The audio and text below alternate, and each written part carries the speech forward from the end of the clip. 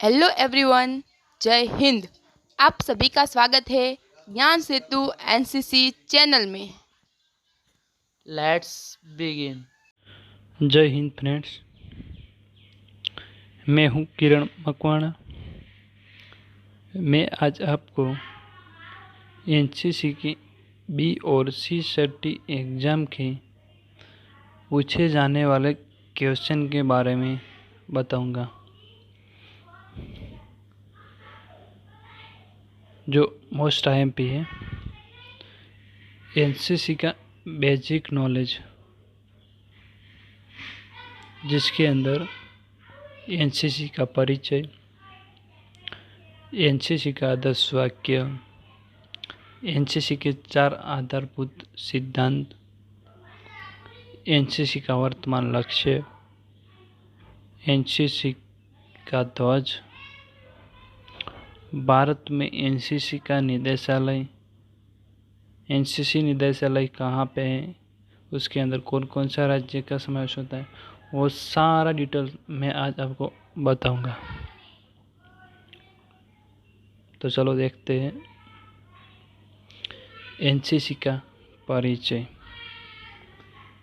राष्ट्रीय cadet corps यानी कि एनसीसी भारतीय सैन्य कैडेट कोर है, जिसका मुख्यालय नई दिल्ली में। ये फ्रेंड्स आईएमपी क्वेश्चन है। एनसीसी का मुख्यालय नई दिल्ली में है।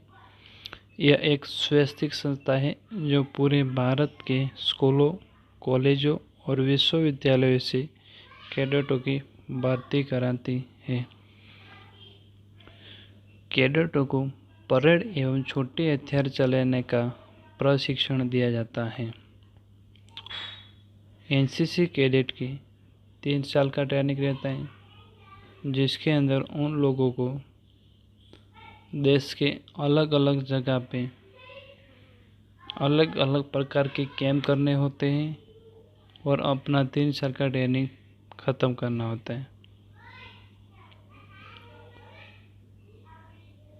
राष्ट्रीय कैडेट कोर थल सेना, नौसेना और वायुसेना से बना हुआ है, जो त्रिसेवा संगठन बोला जा सकता है, जो देश को युवाओं को अनुशासित और देशभक्त नागरिक में ढाल देता है। एनसीसी का स्थापना 15 जुलाई 1948 में हुआ था। ये भी मोस्ट आईएमपी क्वेश्चन है। ये आपको बी और सी सर्टी एग्ज़ाम में पूछा जा सकता है। हर साल ये क्वेश्चन पूछाता है। 15 जुलाई 1948 में एनसीसी का स्थापना हुआ था। जी हाँ, ये क्वेश्चन फ्रेंड्स याद रखना ज़रूर। अब हम देखते हैं एनसीसी का आदर्श वाक्य। एनसीसी का मोटो क्या है? एकता और अनुशासन यानी कि यूनिटी एंड डिसिप्लिन एनसीसी का मोटो है। यह भी आईएमपी क्वेश्चन है। यह भी एग्जाम में पूछा जा सकता है। एनसीसी कैडेट हमेशा झिल मिल के अपना नीति नियमों को पालन करते हुए कार्य करता है और अपना ड्यूटी करता है। एनसीसी के आधारभूत सिद्धांत। एनसीसी के 4 आधारभूत सिद्धांत हैं, जो नीचे मुजब है। पहला, मुस्कान के साथ आज्ञा का पालन करना। हंसते हंसते अपने सीनियर अधिकारी का आदेश का पालन करना होता है।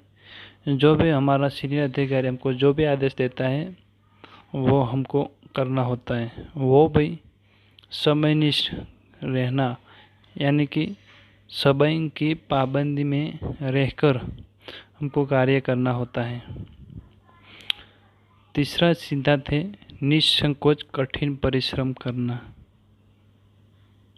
हमको एनसीसी में तन मन और जान लगा के दिल से काम करना है और आगे जाना है।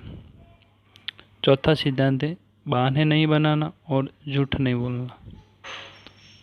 यह भी एनसीसी का अहम सिद्धांत है। बहाने नहीं बनाना और झूठ भी नहीं बोलना। यह हर एनसीसी कैडेट का ये भी एक अलग सा खासियत होता है, वो कभी बहाने नहीं बनाता और झूठ भी नहीं बोलता है। अब हम एनसीसी के वर्तमान लक्ष्य के बारे में देखेंगे। एनसीसी का वर्तमान लक्ष्य क्या है, एनसीसी का उद्देश्य क्या है, चलो देखते हैं। देश के युवाओं के चरित्र, भाईचारे, अनुशासन, नेतृत्व, धर्मनिरपेक्षता के दृष्टिकोण, साहसिक अभियानों में रुचि, खेल भावना और निस्वार्थ सेवा का भाव विकसित किया जाता है एनसीसी में।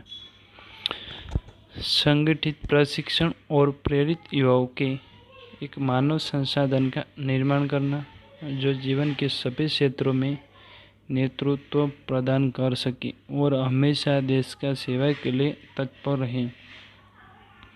देश का युवा वही देश का भविष्य है, इसलिए एनसीसी अंदर सभी कैडेटों के बीच में भाईचारे, अनुशासन, नेतृत्व, साहसिक वगैरह गुणों के विकसित किए जाते हैं कैडेट के अंदर। अब देखते हैं एनसीसी ध्वज कैसे बना है, उसके अंदर कौन कौन सा कलर यूज हुआ है और उसकी क्या खासियत थी। एनसीसी ध्वज लाल, गहरी नीली और आसमानी रंग की खड़ी पट्टियों से बना है। एनसीसी ध्वज 3 रंग की पट्टियों से बना हुआ है। रेड यानी कि थल सेना, नीला यानी कि नौसेना और आसमानी यानी कि वायुसेना का प्रतीक है ये तीनों कलर। ध्वज के मध्य में 17 कमल के फूलों का गोल हार है, जो हमारे देश के 17 निदेशालय जो है वही दर्शाता है। 17 निदेशालय। एक कमल के हार के बीच में एनसीसी लिखा हुआ है, वो हिंदी और इंग्लिश में लिखा हुआ है, वो भी शॉर्ट में लिखा हुआ है। नेशनल कैडेट कोर यानी कि राष्ट्रीय कैडेट कोर लिखा हुआ है। इसी ध्वज के नीचे एनसीसी का आदर्श वाक्य भी लिखा हुआ है, एकता और अनुशासन, यूनिटी एंड डिसिप्लिन। ध्वज का आकार यहाँ जाने के एक मुकुट समान दिखता है। किसी राजा का मस्तक में जो मुकुट रहता है वो मुकुट के समान वही ध्वज हमको दिखता है।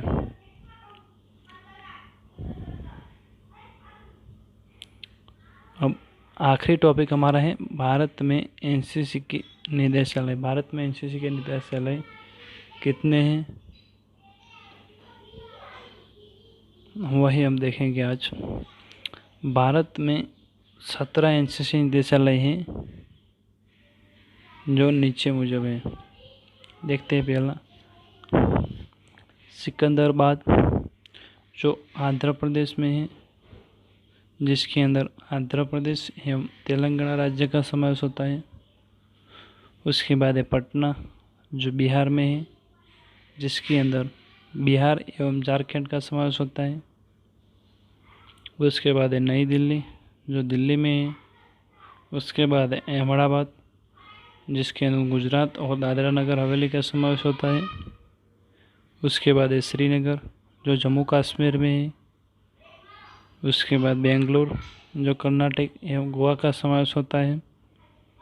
त्रिवेंद्रम, जिसके अंदर केरल एवं लक्षद्वीप का समावेश होता है।